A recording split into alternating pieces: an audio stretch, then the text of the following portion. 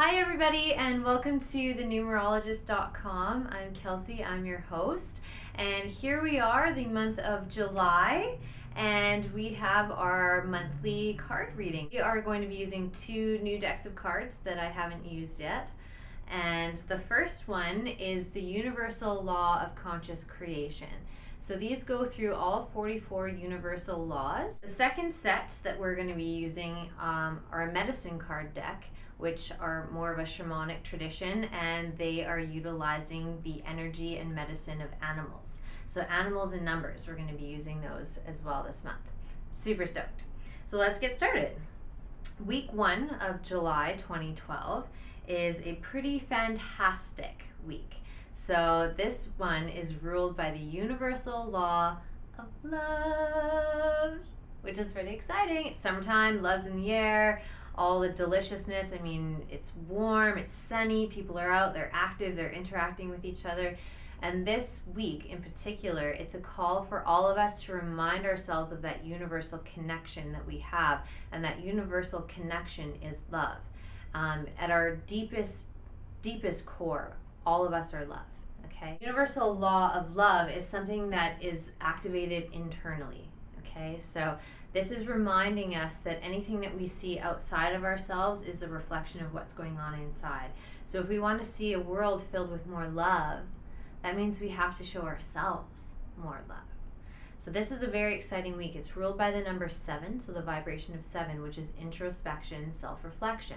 So the only way to activate that sense of universal love is by starting with yourself and loving yourself fully and completely. And one way that we do that is by tagging in with ourselves. How are we feeling on a day-to-day basis? Are our actions consistent with actions of love? Or are they consistent with actions of fear? See, in life there's two dynamics at play here. There's the dynamic of fear, there's the dynamic of love. And everything we do is going to be an extension of either of those two. So this week it's really calling us to step into our greatness and step into that knowing we're built on the foundation of love. And we're coming from that spirit and essence of love in everything that we say and everything that we do and everything that we be in the world. Okay? The one thing to remember when activating this universal law of one and universal law of love is just reminding yourself in any given situation, is this what love would do? What I'm about to say, what I'm about to do, is this, if love was a being, is this what love would do right now? And if the answer is yes, then proceed. If the answer is no, reframe. Find a different way of saying something to someone, or a different way of handling something, or a different way of being that answers that question as a positive, that yes, this is an extension of love consciousness. Okay? So, moving on, week 2, July 2012.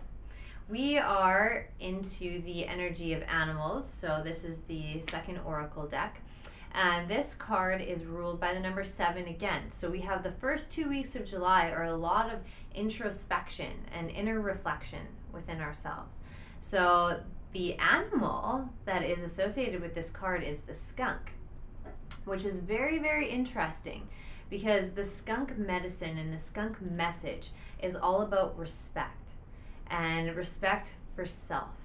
And so we take a look at last week where it was all about cultivating self-love and sending more love consciousness out in the world. Well, the next phase of that, and just a natural byproduct of being more loving towards ourselves and towards others, is having more self-respect, okay? And a lot of the times, like, I hear people are like, oh, that person doesn't respect me. And honestly, that's a reflection of us not respecting ourselves. So when we start respecting ourselves, respecting our boundaries, and really activating that energy of love, naturally people start gravitating towards you and relating to you in such a way where it occurs as more respectful because you are being more respectful towards yourself. You are acting with love and compassion towards yourself. And that's what skunk medicine and skunk message really, really brings to our consciousness. The second aspect of skunk medicine is all about walking our talk. So an aspect of respect and self-respect is if we're sending out a message into the world but our actions are inconsistent with it, that's going to cause some weird energy happening, and it's inauthentic. Okay, so people pick up on inauthenticity very quickly. People can sense it. Like, we all have these gut feelings, and we know when someone or something is inauthentic or out of integrity. So this is asking us for this next week to really focus on aligning our actions with what we project out into the world. So if we're all about love, but then we go home to our family and unload and dump everything onto them, and the way that we speak to each other has these really negative and aggressive tones, that's inconsistent with love consciousness. So this is asking us to bring our actions, our day-to-day actions, and take day-to-day actions that are consistent with what we're sharing into the world. Skunk energy is also reflective of charismatic energy.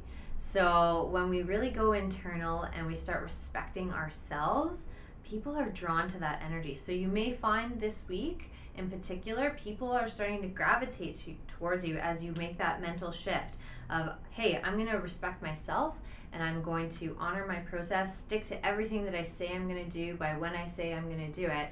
And people are intrigued by that because, in all honesty, it's not something that we see on a day-to-day basis. And when you start bringing that energy into the world, people are drawn to it. And the right people, so people on the same wavelength. So you're going to start to see, maybe people that you didn't know before are coming into your experience who share the same perspectives that you do and who want to see the world become a better place. And the final piece of skunk medicine and skunk message is the reminder to be responsible about the energy that we're putting out there. So in particular, this has to do with flirtatious, more sexual energy. So if we're always out in the world flirting, there's going to be a certain energy and attraction force that comes in. So it's asking us to be mindful about that. And if you're looking for a relationship, if you're looking for that kind of attention, great. Be flirtatious, because this is the week to do it, and you're going to attract a lot of attention. If that's not something that you want, be mindful of that, and think twice about before you say something or before you do something, and just check in of how that might be landing for somebody else. So how that might occur for somebody else.